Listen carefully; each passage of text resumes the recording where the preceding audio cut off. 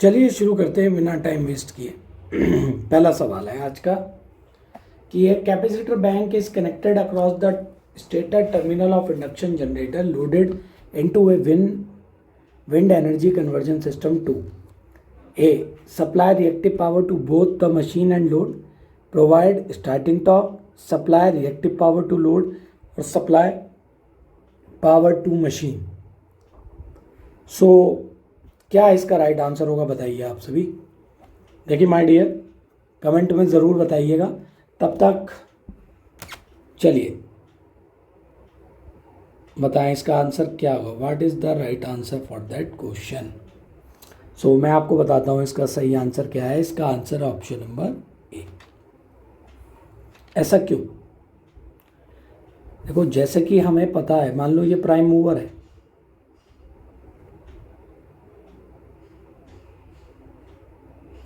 एक prime mover चाहिए हमें इंडक्शन मशीन को रोटेट कराने के लिए।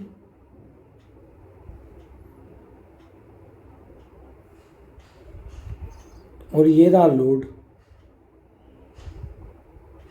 इंडक्शन जनरेटर, और इनके बीच में लगा है हमारा कैपेसिटर बैंक।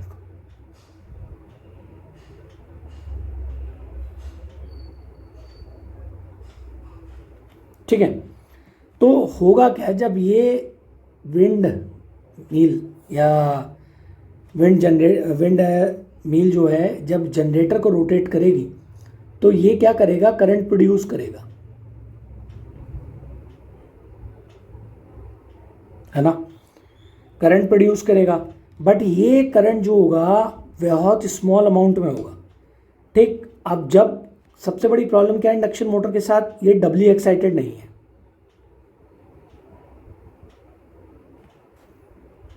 ठीक है, ये सबसे बड़ी प्रॉब्लम है। तो जब ये करंट स्मॉल अमाउंट में ड्रॉ जनरेट करेगा, that will charge capacitor bank.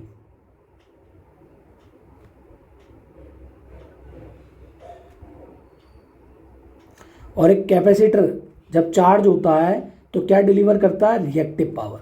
तो जब ये रिएक्टिव पावर ड्रॉ डिलीवर करेगा, ठीक है ना, जब ये रिएक्टिव पावर डिलीवर करेगा then it will be used by both generator और लोड। ठीक है, क्यों? इसे मैग्नेटाइजिंग करंट के लिए चाहिए, टू प्रोड्यूस्ड मैग्नेटिक फील्ड। ठीक है, और लोड को भी अपनी रिक्वायरमेंट को, क्योंकि हमें क्या करना है, देखो अगर रिएक्टिव पावर का प्रोफाइल सही नहीं होगा then what will happen, your voltage profile will get disturb. ठीक है, तो इसलिए इन सबको बनाने के लिए हमें ऑप्शन नंबर ए जो है राइट है। तो बहुत बार क्या होता है, जल्दी जल्दी में आप सी भी लगा कर निकल सकते हैं, जहां पर आपका आंसर गलत हो जाएगा। चलिए आगे बढ़ते हैं अगले सवाल की तरफ।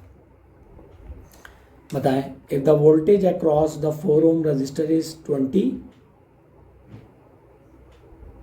Volt, find the value of E. बहुत आसान है, बहुत ही आसान क्वेश्चन है। अब तक इसका आंसर आ जाना चाहिए। क्या होगा? उम्मीद करता हूँ सभी ने इसका आंसर निकाल दिया होगा। देखो, अगर आप बेटर एक्सपीरियंस चाहते हैं इन वीडियोस के लिए, फॉर बेटर एक्सपीरियंस आप स्विच कर सकते हैं 1.5 to 2 की स्पीड पर।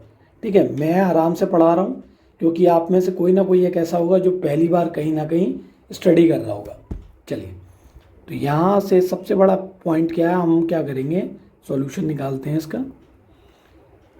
यहाँ पे करंट कितना मिल गया हमें, 20/4 which is equal to 5 ampere.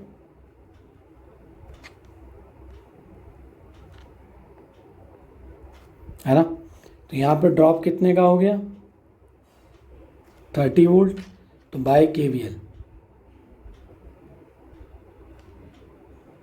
Apply KVL, minus का E प्लस का 30 प्लस का 20 इक्वल्स टू 0, E बराबर 50 volt. Option number B is the right answer. ठीक है, सभी ने इस क्वेश्चन को आसानी से कर लिया होगा, बहुत आसान आसान क्वेश्चन हैं। Next question number 3, which of the following statement with respect to reluctance are true. Reluctance is directly proportional to the length of magnetic circuit. Reluctance is directly proportional to the area of the cross section.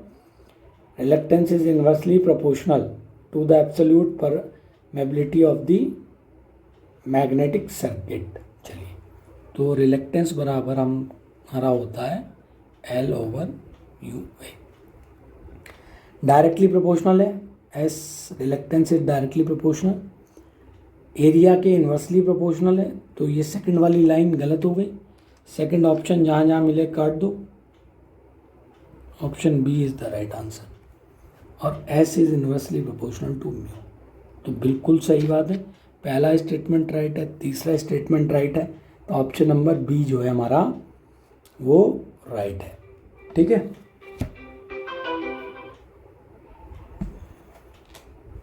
चलिए आगे बढ़ते हैं next question की तरफ. Bandwidth of the parallel resonance circuit is equals to 26.52 hertz. Quality factor of the circuit is given by 1.7322. What is the value of resonant frequency? बहुत आसान है यार, बहुत ही आसान है. एक छोटा सा फॉर्मूला और आपका आंसर आ जाएगा. आपको रेजोनेटिंग फ्रिक्वेंसी निकालनी है FR, which is equals to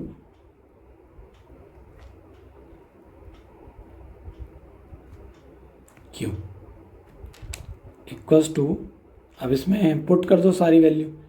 26.52 multiply by 1.7322 which is equals to 1.5 गुना लगभग जाएगा ये 45. यही वैल्यू है 94 hertz.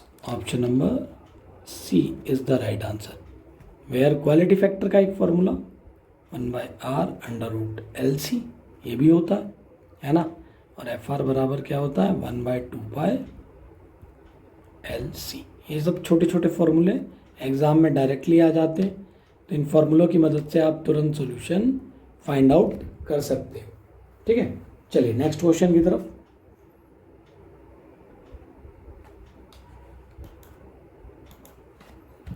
The adjustment made with the magnetic shunt in 3-phase 2-element energy meter for the rotation of aluminum disc is to be 0 is. आपको aluminium disc दोनों का क्या करना है, 0 करना है. इस तरीके से एडजस्टमेंट करना. क्या करा जाए, बहुत आसान है यार. 3 फेस में 2 energy meter for the rotation of the disc to be 0. तो यार डिस्क को अगर अपन को 0 करना है तो एक टॉर्क इधर लगाओ और इसके अपोजिट और इक्वल टॉर्क इधर लगाओ. Option number D is the right answer. 2 torque will be equal and opposite. ठीक है, next question. 2 component of stray load loss of synchronous motor are. Option A, eddy current and hysteresis loss due to the changing flux density. B, iron loss due to the armature flux, leakage flux and armature ohmic loss due to the energy effect, skin effect, sorry. Option C, windage loss due to load and frictional loss. Option D, field circuit loss due to the field resistance and direct load loss. क्या होगा इसका right answer बताएं. Stray losses मतलब आप load लो या मत लो, ये तो लॉस होना ही होना है.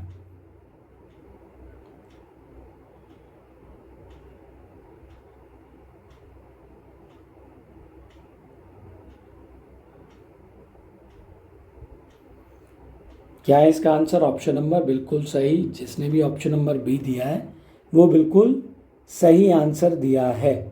ठीक है, तो iron loss due to the armature leakage flux, बिल्कुल सही बात. और and armature ohmic loss due to the skin effect. Option number B is the right answer. ठीक है, चलिए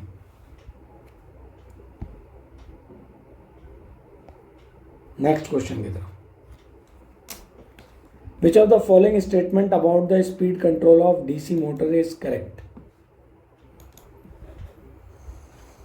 बताओ option A B C D, 4 option आपको दिए गए हैं। The flux control method is otherwise called constant torque drive method. In speed control by varying field flux the speed can be regulated at base speed. The field flux, देखो ये statement तो यही गलत है, अब होता है इसमें, पढ़ते चलते हैं।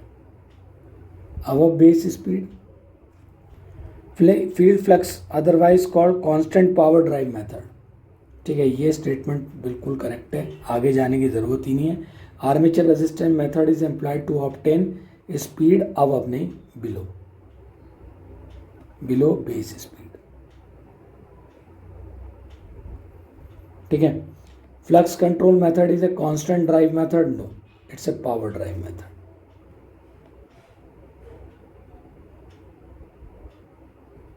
कांस्टेंट पावर ड्राइव मेथड, तो ऑप्शन नंबर सी यहाँ पर बिल्कुल राइट है, बाकी सब फर्जी बातें, कहीं नहीं जाना है ना। आगे बढ़ते हैं, तो इसमें देख लो सब चीज़ें आपको पता होनी चाहिए। जो आपका आर्मेचर रेजिस्टेंस कंट्रोल मेथड होता है, 3 मेथड होते हैं, देखो कंफ्यूज नहीं होना। आर्मेचर रेजिस्टेंस कंट्रोल मेथड, दूसरा होता है आपका फील्ड कंट्रोल मेथड,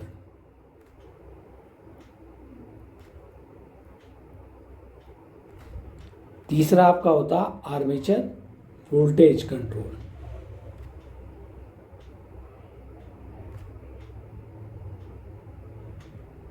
तीन मेथड है आपके। ठीक है, तो यहां पर ये वाले में टॉर्क कांस्टेंट होता है, पावर वेरिएबल होती है, और स्पीड जो होती है बेस स्पीड से कम होती है। इसमें क्या होता है आपका, यहाँ कलर चेंज कर लेते हैं, टॉर्क आपका वेरिएबल होता है और पावर आपकी कांस्टेंट होती है। ठीक है,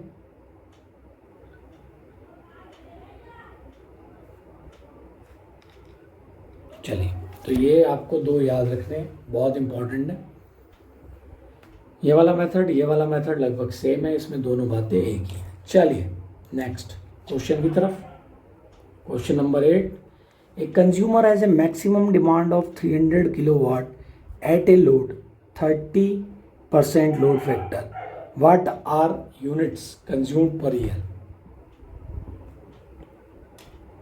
क्या होगा इसका right answer. Consumer has maximum demand of 300 kV at a 30% load factor, what units consume per year. आपको एनर्जी कंज्यूम पर ईयर निकालना है। तो देखो लोड फैक्टर क्या होता है भाई, कई बार देख रहे हो ये क्वेश्चन कितनी बार रिपीट हो रहा है, तो इसे भाई अच्छे से पढ़ लेना। Average demand over maximum demand,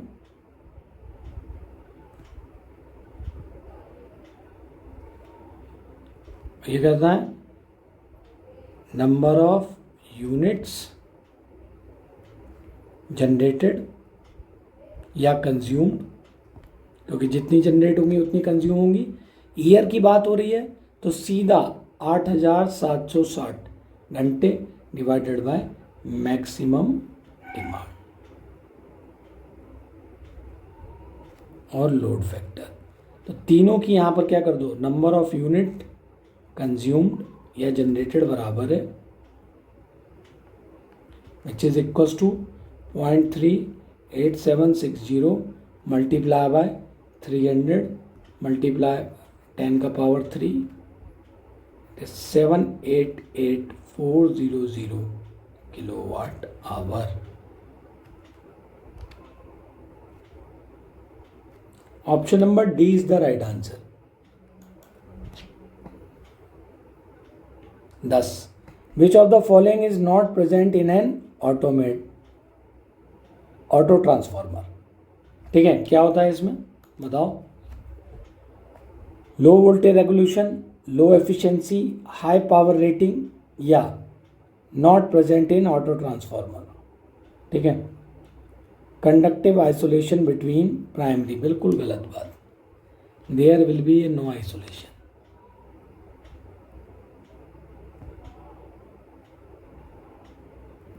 क्योंकि ये सिंगल वाइंडिंग होता है।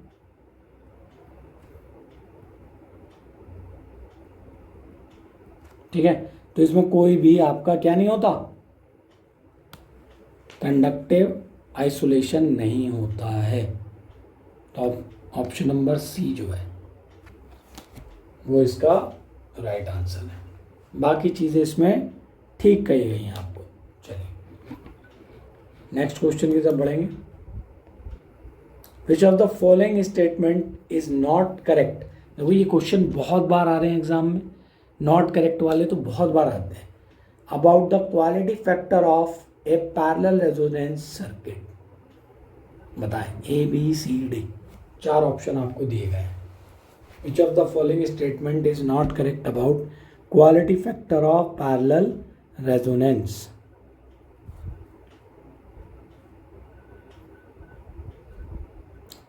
क्यू फैक्टर, ऑप्शन है आपको, Q factor of parallel resonance is reciprocal to that of series resonance. Q factor provide the current magnification. Q factor provides voltage magnification. It is the ratio of the circulating current to the line current. ठीक है, quality factor के बारे में बात की गई है। तो इसमें क्या है, पैरेलल वाले के लिए हम यूज करते हैं वोल्टेज मैग्निफिकेशन। ये होता है पैरेलल रेजोनेंस के लिए, और ये होता है सीरीज रेजोनेंस के लिए। ठीक है, तो ऑप्शन नंबर सी यहाँ पर बिल्कुल राइट है। आगे चलते हैं। देखिए, अगर आपको इनके बारे में डिटेल में सब कुछ पता होना चाहिए अच्छे से, एग्ज़ाम से पहले ये चीज़ें पढ़ के जाओ, बहुत कंफ्यूजिंग होती हैं। ठीक है, तो इसमें एक एक पॉइंट आप पढ़ सकते हो, पॉइंट बनाकर पढ़ सकते हो। ठीक है, जैसे कि आपका सीरीज रेजोनेंस के बारे में बात कर ली जाए, इसमें जो इम्पिडेंस होता है वो क्या होता है, मिनिमम होता है। करंट क्या होगा उस मोमेंट पे, मैक्सिमम होगा। इफेक्टिव इम्पिडेंस किसके बराबर होता है, रेजिस्टेंस के बराबर होता है। ये क्या मैग्नीफाई करता है, सब रिपीट वोल्टेज को।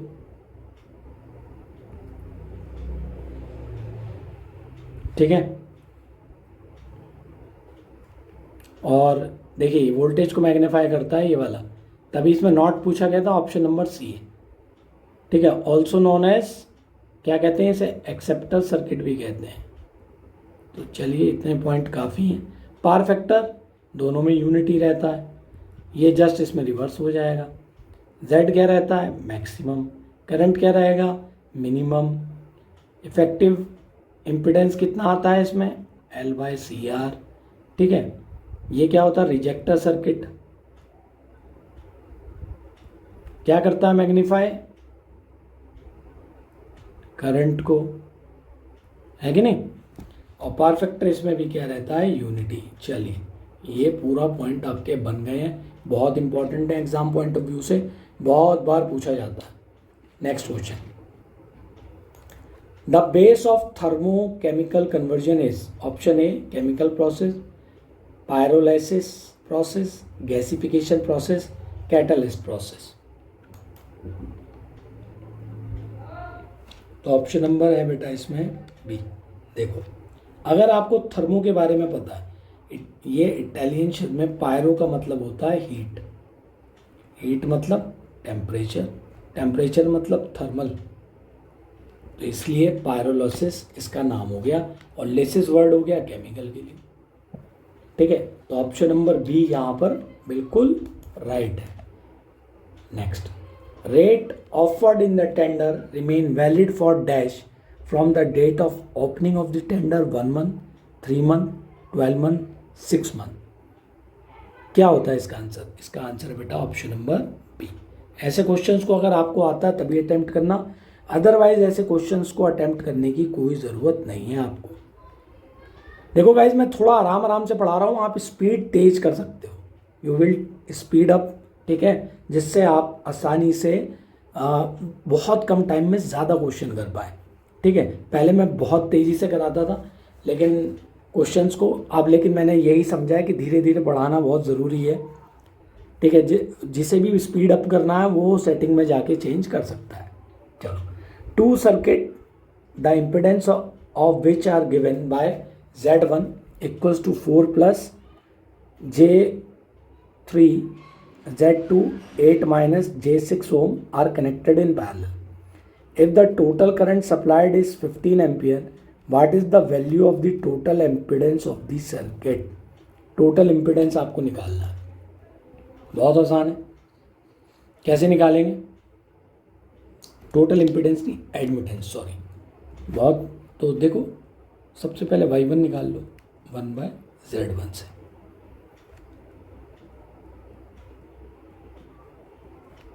इसका कॉन्जुगेट करोगे 4 माइनस का 3J which is equals to 4 का स्क्वायर माइनस प्लस 3 का स्क्वायर इक्वल्स टू कितना आता है ये 0.16 माइनस का 0.1i। ठीक है J, और Y2 भी ऐसे ही आ जाएगा आपका,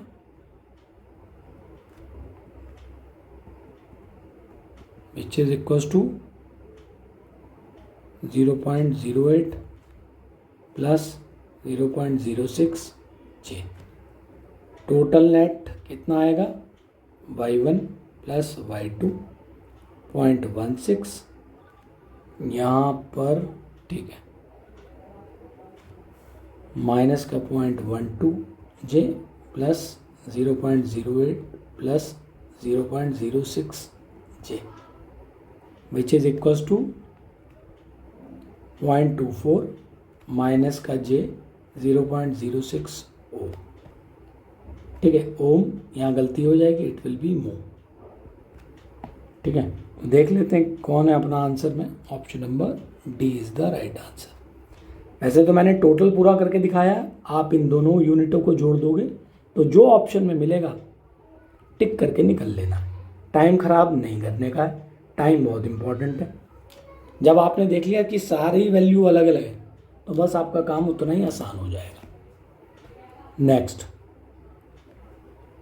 rate can be given for such item of work separate in words and in figures in case there is any difference in rate between work and figures, then option A, sum of two will be taken, the average of two will be taken, the highest of two will be taken, the lowest of the two will be taken। ठीक है, तो यहाँ पर क्या है, the lowest of two will be taken is the right answer। Option number D is the right answer। Next question,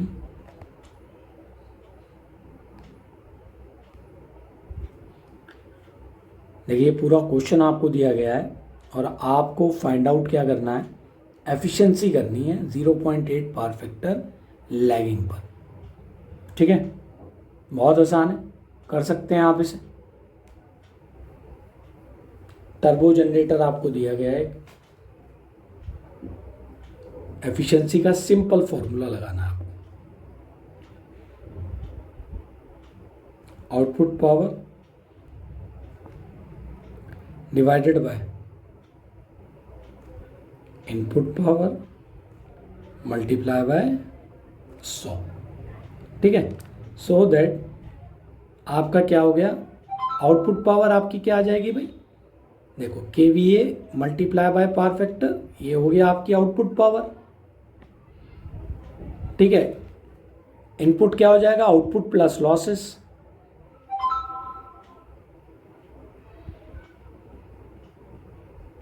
सारे losses को आप जोड़ दो यहाँ पर, 40 200 90 80 सब जोड़ दो यहाँ पर, 80 प्लस 40 प्लस 200 प्लस 90। क्यों कर पाए, ignoring the change in field current. ठीक है, इसकी वजह से अपन को ये एडवांटेज मिल गया।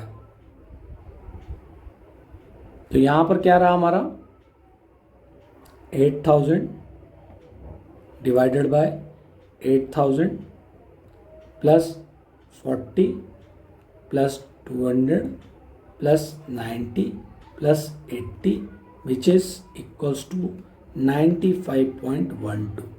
अब देखो ऐसे क्वेश्चंस को अगर मान लो आप इस क्वेश्चन को लास्ट में अटेम्प्ट कर रहे होते, समय नहीं था आपके पास, तो ये देख लो ये सब 100 से दूर है, जो भी आंसर आएगा 95 से लेकर 99 के बीच में आएगा एफिशिएंसी।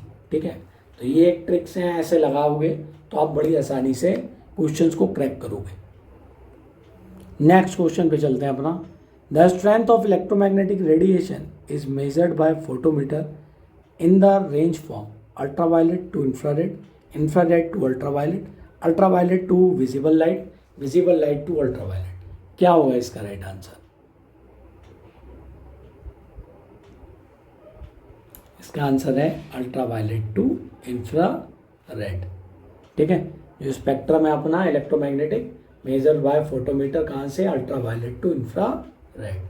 ठीक है, चलिए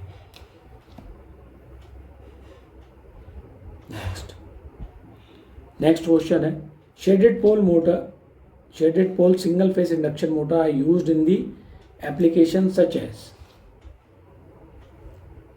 देखो हैवी बिल्कुल नहीं, बिल्कुल नहीं, बिल्कुल नहीं, ऑप्शन नंबर डी। छोटे मोटे काम के लिए अपन इसका इस्तेमाल करते हैं, जैसे कि खिलौने हो गए आपके, toys, hair dryers, desk fan small वाले, cooling fan, electric clocks, slide, ये क्वेश्चन बहुत बार आता है, स्लाइड प्रोजेक्टर। ठीक है, एडवर्टाइजिंग डिस्प्ले।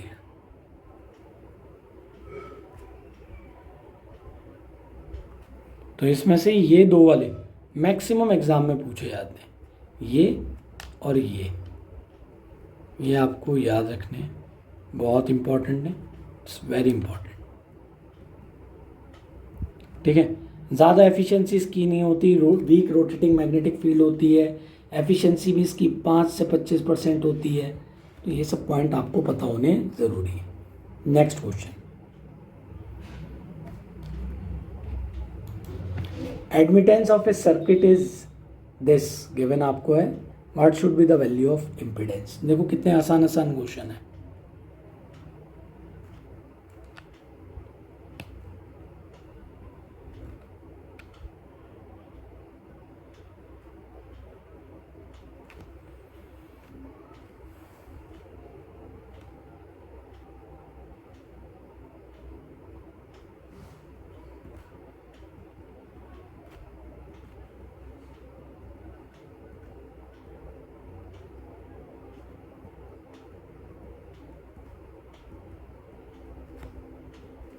जब आप करेंगे तो आंसर आएगा 12 + 6 ओम। वो आंसर कौन सा है? Option number A. देखो ये जैसे ही पॉइंट तो में आए ये तो एलिमिनेट हो गए। और दूसरी सबसे बड़ी बात क्या थी, दोनों वैल्यू अलग अलग है तो सेम नहीं आएंगे, तो ऐसे करके आप इसे एलिमिनेट करके भी आंसर दे सकते हैं। चलिए नेक्स्ट क्वेश्चन। ये सब ट्रिकें तब लगानी है जब समय बिल्कुल ना बचे। Next, find the V naught, आपको फाइंड आउट करना है across 7 ohm resistor in the following circuit. क्या होगा? सबसे पहले तो आई आर की वैल्यू निकाल लो आप। आई आर की वैल्यू क्या होगी? 6 + 0.25 I R equals to I R, है ना, बाय KCL। KCL लगा के हमें ये मिल गया, तो ये वैल्यू मिल गई 0.75, ये इधर गया 0.75 I R. So I R equals to 600/75 which is equals to 120/15 equals to 8। Yes, तो ये हो गया 8 एम्पियर, है ना। जब ये 8 एम्पियर हो गया तो ये कितना हो गया? 56 हो गया। V0 = 56 volt. ठीक है, बट इसमें एक पॉइंट आपको देखना है कि करंट एंटर यहाँ से हो रहा है, यहाँ से निकल रहा है, तो वी नॉट का ओरिजिनल पोजीशन ये है, एग्जामिनर आपसे अपोजिट में पूछ रहा है, it will B -56। Option number A is the right answer. तो ये सब गलतियां भी एग्जाम में सिली मिस्टेक्स का कारण है। Next, most commonly used nominal primary distribution voltages 11 kV, B more than 765 kV, C 765 kV, D 400 kV। Primary distribution कितने पर होता है, एग्जामिनर ये जानना चाहता है आपसे। भाई ये तो किस पे होता है, ये तो ट्रांसमिशन है। मोर देन, भाई चाइना और अमेरिका में होता है, वो भी transmission. 1500 kV, option number A बिल्कुल राइट। लगाओ, निकलो, सबसे सही आंसर। ठीक है, without wasting time. Next question पे पढ़ेंगे। Which of the following statement about the characteristics of the hysteresis motor is not correct? Option A, by changing the number of stator pole through pole changing connection, a set of synchronous speed for motor can be obtained. By changing the number of stator pole, ठीक है, कर सकते हैं, बिल्कुल सही है। Hysteresis motor has uniform torque, बिल्कुल तभी म्यूजिक इंस्ट्रूमेंट्स में इस्तेमाल होती है। In hysteresis motor number of pole are greater, बिल्कुल गलत है, यही पॉइंट गलत है। ठीक है, ये पॉइंट इसके अंदर बिल्कुल गलत है। क्यों? क्योंकि अगर ये सिंक्रोनस स्पीड पर दौड़ रही है, then the number of poles of stator equals to number of poles of rotor. ठीक है, नेक्स्ट है, in hysteresis motor the number of rotor poles are equals to,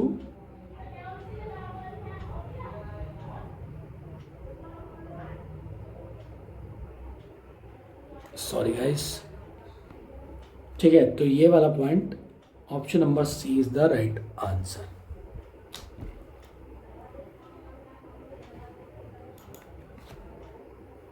next question, which of the following statement is are true? Option A, feeder are designed from the point of view of current carrying capacity. Distributor are designed on the basis of voltage drop in it.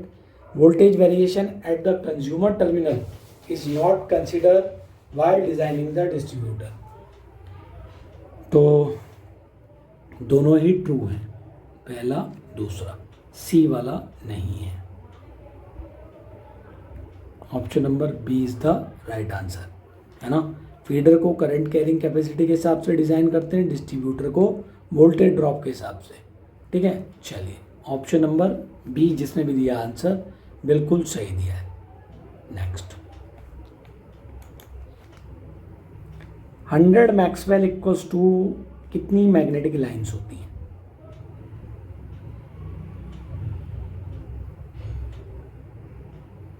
तो 100 Maxwell बराबर होती हैं 100 magnetic line. पहला point, ठीक है। 1 Gauss बराबर कितना होता है, ये भी पूछ लेता है एग्जामिनर, 10⁻⁻4 टेस्ला। ठीक है, 1 मैक्सवेल अगर आपको निकालना है तो आप निकाल सकते हो। ठीक है, तो याद रखो ये सब छोटी छोटी चीज़ें एग्जामिनर पूछ लेता है।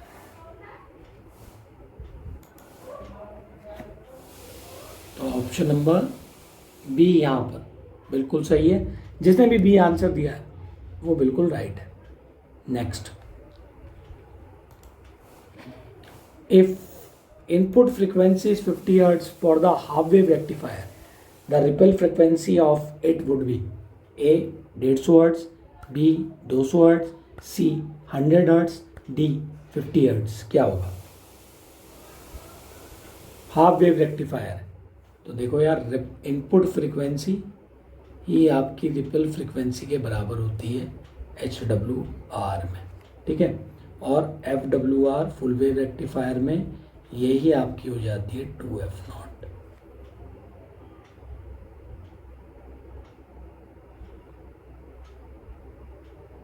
ठीक है, फिर यह चाहे वो सेंटर टैप भी हो।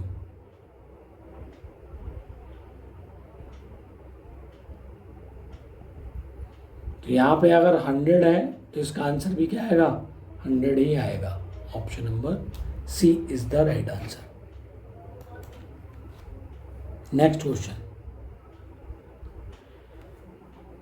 इन which of the following is incorrect regarding site selection for substation? Option A, land cost should be cheap. Option B, should be near the load centre. Option C, transportation facility must be easily available. Option D, does not depend upon the type of substation. कौन सा इनमें से गलत, incorrect है sub station के लिए?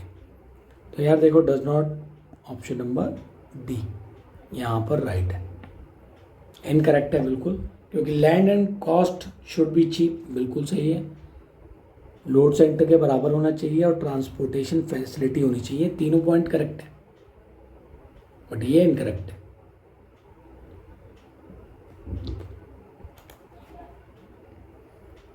Next question, in centrifugal pumps and separators dash is used? Capacitor start induction run motor, universal motor, repulsion motor, split face induction motor. क्या है इसका राइट आंसर, बताएं।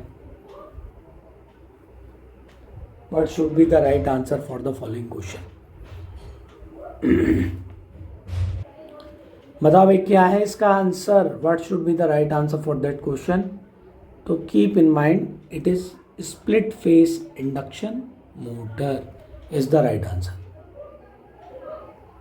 ठीक है, स्प्लिट फेस। ठीक है, इसका यूज अपन कहाँ कहाँ करते हैं?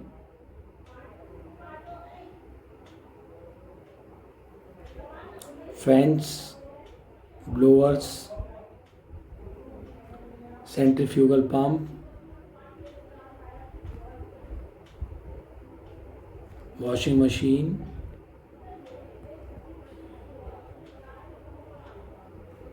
ग्राइंडर्स, लेथ या एयर कंडीशन। ठीक है, ये सब याद रखिएगा, ऑप्शन नंबर डी जो है बिल्कुल right. Next question, what does the dynamometer wattmeter have among the following? High sensitivity, less expensive, consume less power, D uniform scale. क्या है इसका right answer? High sensitivity, less expensive, consume less power, या D uniform scale. क्या benefit है dynamometer wattmeter का? देखो, option number D is the right answer, uniform scale होता है इसका। ठीक है, डायनोमोमीटर टाइप वॉट मीटर के पास क्या होता है? Uniform scale. ठीक, चलिए नेक्स्ट क्वेश्चन पे चलते हैं। देखो, कुछ चीज़ें इसके बारे में याद रखो। ठीक है, डायनमो वाट मीटर जो है भाई, ये एसी पे भी काम करते हैं, ये डीसी पे भी काम करते हैं। ठीक, चलिए, ये सब क्वेश्चन एग्जाम में आते हैं। अब आप मेरे को इसकी डैम्पिंग वगैरह के बारे में बताना। ठीक है, इस पर कितनी कॉयल होती हैं, सारी डिटेल आप मेरे को कमेंट करके बताओगे।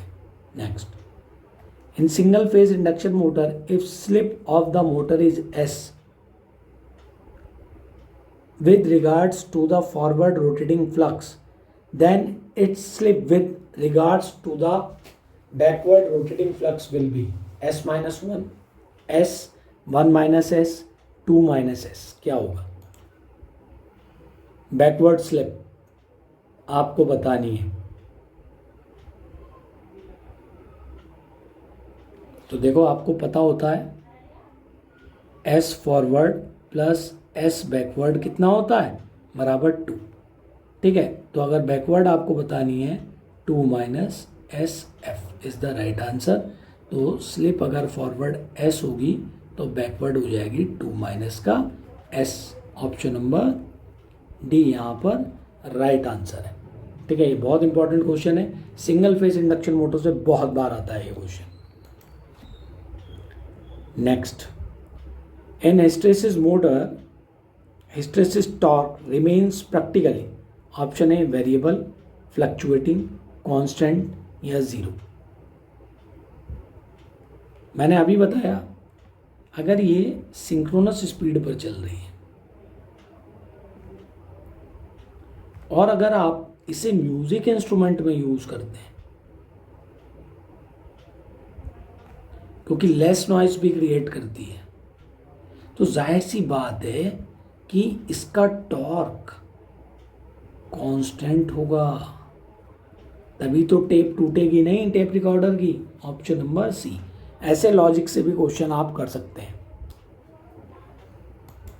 Next question, which of the following statements regarding solenoids are correct. पहला, the wire wound with a number of turn in the form of helix is known as solenoid. The magnetic flux density is directly proportional to the number of turns. Current, absolute permeability of the solenoid. Option third है magnetic field outside the solenoid is zero. तो देखो outside the solenoid zero बिल्कुल सही है। Magnetic flux density is directly proportional to number of turn, current, permeability, ये भी सही है।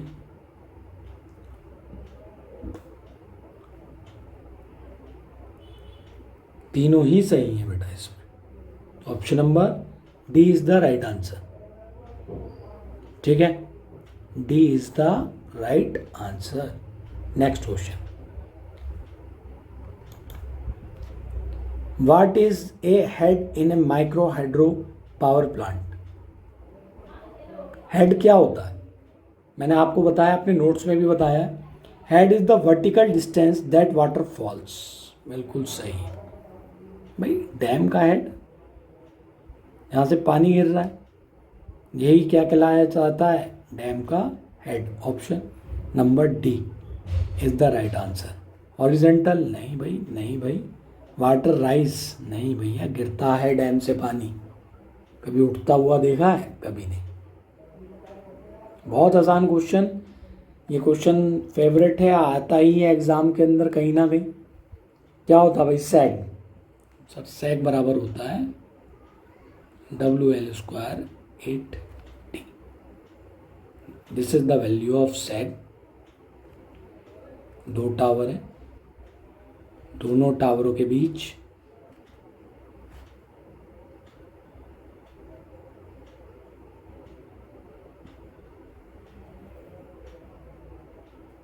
तो ये हो गया इनका स्पैन, ये हो गया इनका सैग, ये हो गई इनकी हाइट यानी ground clearance.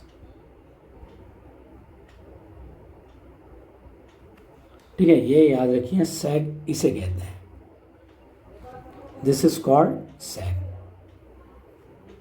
Option number B is the right answer. Next question, which of the following happen when the rated DC supply is given to the primary of the transformer। क्या होता है, which of the following happen when the rated DC supply is given to the primary of the transformer। एक रटा रटाया सवाल जो सबको याद है, वो रहता है, sir secondary winding will be burn out, है ना। नहीं भैया, primary will be the burn out. ठीक है, जिसमें सप्लाई में लगेगा उसी को तो बर्न करेगा। Option number B is the right answer. ठीक है,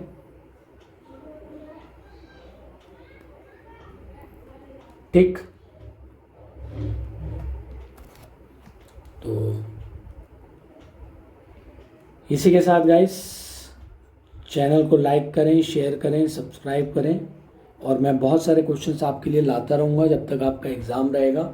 क्वेश्चन की ज़्यादा से ज़्यादा प्रैक्टिस करो। Thank you so much guys.